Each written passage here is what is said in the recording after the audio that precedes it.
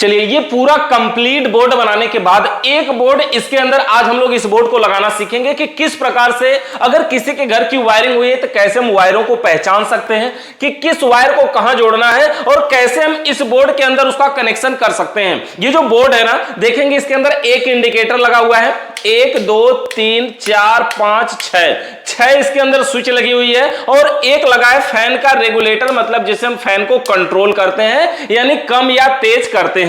ये हमारा बोर्ड है, यहां पे लगाना है। इस बोर्ड के अंदर ये तारों की संख्या की बात करें तो एक बार देख लीजिए इसके अंदर कितने तार हैं, 1, ये 2 और वैसे 3 और ये 4 और एक 5 और यहां पर 1 2 3 4 5, ये 5 5 10 तार हैं और इसमें भी और अधिक है, लेकिन इसको कई तारों को आपस में यहां पे अंदर अंदर जोड़ दिया गया है।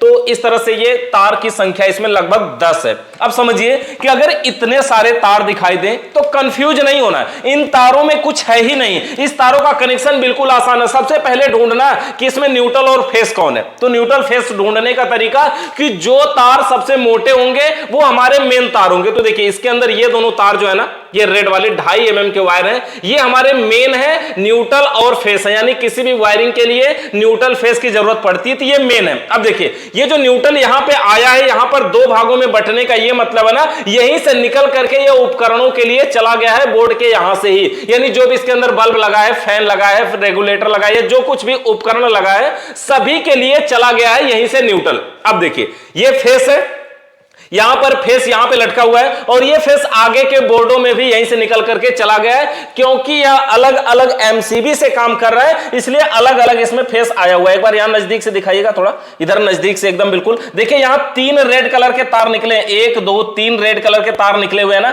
ये तीनों के तीनों फेस हैं और तीनों 3 एमसीबी से आए हुए हैं। मतलब देखिए एक फेस तो आकर के यहीं खत्म हो गया, मतलब एक एमसीबी से, दूसरा फेस यहां से गया है आगे जो हमारे अगले उपकरण के लिए गया होगा, अगले रूम के लिए गया वो दूसरी एमसीबी से, और तीसरा यहीं से नीचे जा रहा है वो तीसरी एमसीबी के लिए। तो ये तीनों हमारे फेस हैं। तो एक फेस और न्यूट्रल हमारा ये मेन हो गया।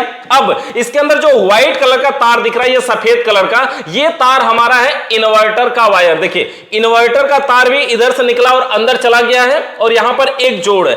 ये जो इन्वर्टर का तार एक व्हाइट कलर का नीचे गया ना, इसको इसी में जोड़ देना चाहिए, लेकिन फिलहाल इसको खाली छोड़ा गया, कोई बात नहीं है। इसी में अगर जोड़ देंगे तो फिर ये पूरा व्हाइट का एक जंक्शन बन जाएगा। और ये जो ग्रीन कलर का वायर होता है, ये होता है बॉडी अर्थ का। बॉडी अर्थ का मतलब समझते हैं ना, कि अगर किसी बोर्ड के अंदर जैसे ये 5 पिन सॉकेट लगी हुई है, देखिए ये बोर्ड है हमारा, ये पावर बोर्ड बना है और इस बोर्ड के अंदर 5 पिन सॉकेट लगी है, तो ये ग्रीन कलर का जो वायर है ये ऊपर वाले पॉइंट में जोड़ा गया है, मतलब यही है इसके बॉडी अर्थ का वायर। तो 5 पिन सॉकेट में इसको लगाते हैं ताकि किसी फ्रिज में या एसी में या जो भी उपकरण चला रहे हो, अगर उसके बॉडी में करंट आ रहा है तो वो आसानी से जमीन में चला जाए, किसी व्यक्ति को नुकसान न पहुंचाए। और इसके अलावा देखिए हमने यहां पे बात कर लिया मेन न्यूट्रल फेस का, ग्रीन वाला हमारा अर्थ का, बॉडी अर्थ का, और व्हाइट वाला इन्वर्टर का, और ये 5 तार एक साथ हैं, एक ही में टेप लगा के छोड़ा गया है। ये पांचों है पॉइंट के वायर। पॉइंट का मतलब होता है उपकरणों के, जैसे ये सीलिंग रोज लगा है देखिए, तो इसका एक तार होगा, एक तार हमारा यहां देखिए फैन लगा है, पंखा लगा है, उसका होगा, एक तार हमारा ये वाला बल्ब लगा है उसका होगा, एक तार देखिए हमारा इस बल्ब का होगा, एक तार हमारे इस बल्ब का होगा, यानी ये 4 बल्ब हो गए चारों में और बीच में हो गया हमारा ये फैन। तो 5 वायर इसी के हैं। अगर बात करें कैसे पहचाने, तो 1 2 3 4 5, तो वैसे आप खींच करके तारों को चेक कर सकते हैं कि कौन सा तार कहां से आया है, लेकिन इसके अंदर एक तार के अंदर देखिए गट्ठी लगाई गई है पहले से पहचान के लिए। तो अगर ऐसी गट्ठी या कुछ अलग दिखाई दे तो समझ जाइए कि ये फैन का वायर है। तो इस तरह से बाकी हम चला करके भी देख सकते हैं। अब हमें लगाना इसमें यह बोर्ड। देखिए बोर्ड लगाने के लिए सबसे पहले हमें न्यूट्रल और फेस की सप्लाई देने की बात है। इस बोर्ड की बात करें, देखिए इस बोर्ड के अंदर कुछ कनेक्शन पहले से हुए हैं, कैसे किए गए ये देख लीजिए।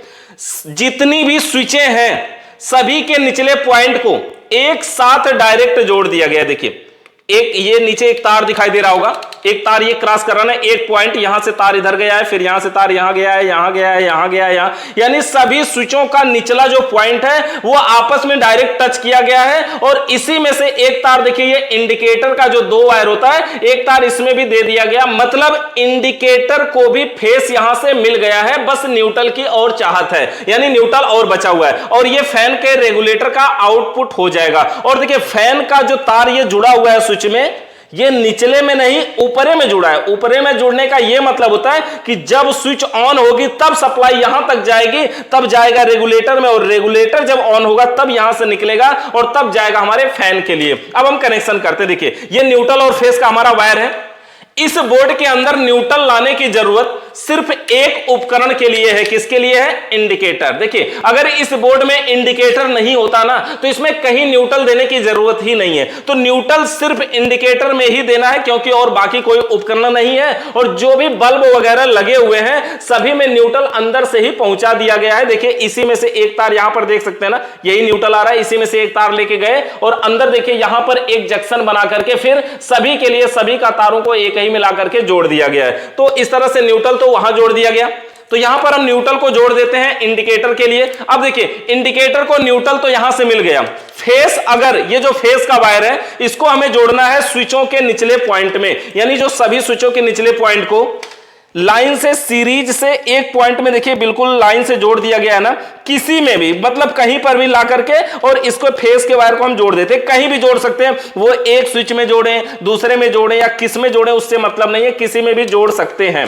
तो देखिए यहां से हम किसी एक में इसको जोड़ देते हैं, यहां पर किसी एक में किसी भी एक स्विच के निचले पॉइंट में जोड़ देते हैं और बाकी सभी कनेक्ट है, तो इसलिए लाइट सभी स्विचों में अब डायरेक्ट पहुंच जाएगी। देखिए यहां से अब ये पॉइंट सभी में पहुंच जाएगी और इंडिकेटर में भी लाइट पहुंच जाएगी। इतना वायरिंग तक कंप्लीट हुआ कि न्यूट्रल और फेस हमारा कंप्लीट हो गया। क्योंकि न्यूट्रल का वायर केवल इंडिकेटर में है इसलिए न्यूट्रल की वायरिंग यही हो जाती है खत्म। अब चलिए, अब बात रही इन्वर्टर के वायर को, तो इन्वर्टर का वायर अभी हम जोड़ने वाले नहीं है। अगर इन्वर्टर वायरिंग जोड़नी हो तो जिन स्विचों से चलने वाले उपकरण को इन्वर्टर से भी चलाना है उन स्विचों के निचले पॉइंट से इस तार को हटा करके और ये इन्वर्टर वाले तार को वहां जोड़ देना होता है। फिलहाल हम इसको खाली छोड़ देते हैं। अब बात रही है उपकरण की।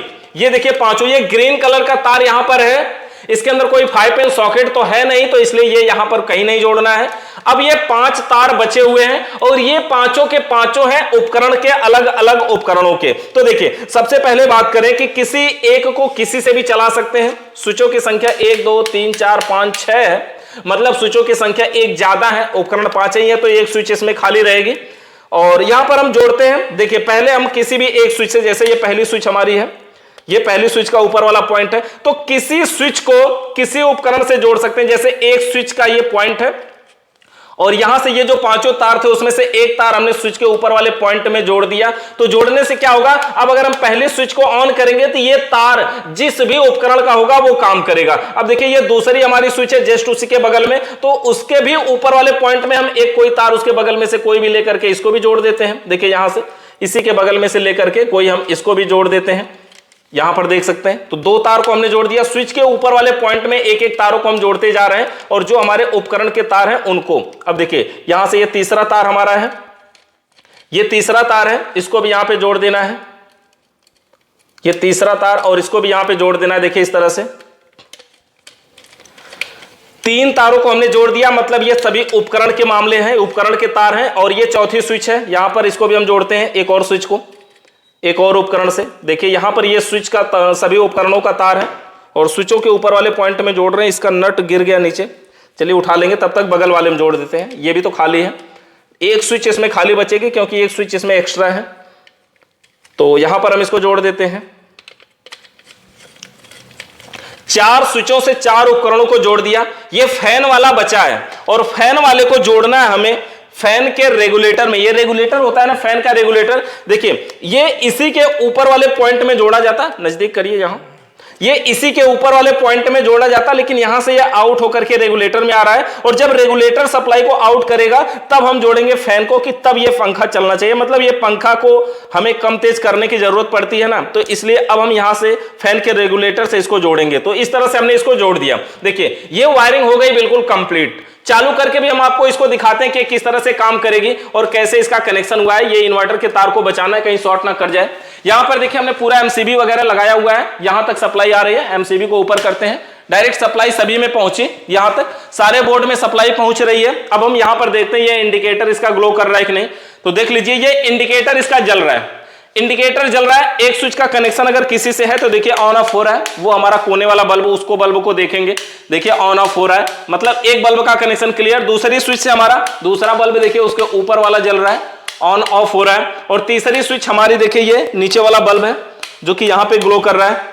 और ये चौथी स्विच हमने खाली छोड़ा था, पांचवी स्विच से इस सीलिंग रोज वाले का कनेक्शन हो गया है, मतलब इसमें कोई बल्ब नहीं है कि ये उजाला दे। और छठवीं स्विच से हमारा फैन है, देखिए हमारा पंखा भी चालू हो गया, फैन हमारा चल रहा है, दिखाई दे रहा होगा शायद, देखिए हमने फैन को बंद किया तो घूमता हुआ दिख रहा होगा, देखिए ये फैन भी हमारा ऑन ऑफ हो रहा है। तो इस तरह से बोर्ड की हम वायरिंग कर सकते हैं। वायरिंग का नियम अगर शॉर्ट में समझाएं तो इतना समझिए, सबसे पहले इसके अंदर न्यूट्रल और फेस को खोजना है। न्यूट्रल का वायर सिर्फ इसके अंदर इंडिकेटर है, सिर्फ इंडिकेटर में जाएगा और कहीं नहीं जाएगा। फेस के वायर को सभी स्विचों के निचले पॉइंट में डायरेक्ट पहुंचाना है, जो कि पहुंचा दिया। और फिर स्विचों का बचा हुआ जो एक एक पॉइंट था इन उपकरणों से आया हुआ था उसमें जोड़ दिया गया। न्यूट्रल सभी में यहां पे जंक्शन बना करके गया हुआ है, यानी कि इधर से एक तार आया और सभी से न्यूट्रल मिला करके सभी से लाके एक ही जगह पे यहां जोड़ दिया गया है और एक ही तार से पूरा कनेक्शन हो गया है। तो इस प्रकार से इस नॉर्मल बोर्ड को हम बना सकते हैं। इस बोर्ड से रिलेटेड आपका कोई सवाल या सुझाव बचाओ तो कमेंट करके बताइए। चैनल पे नए तो सब्सक्राइब करिए, बेल आइकन को प्रेस करिए। वीडियो देखने के लिए आप सभी का बहुत बहुत धन्यवाद।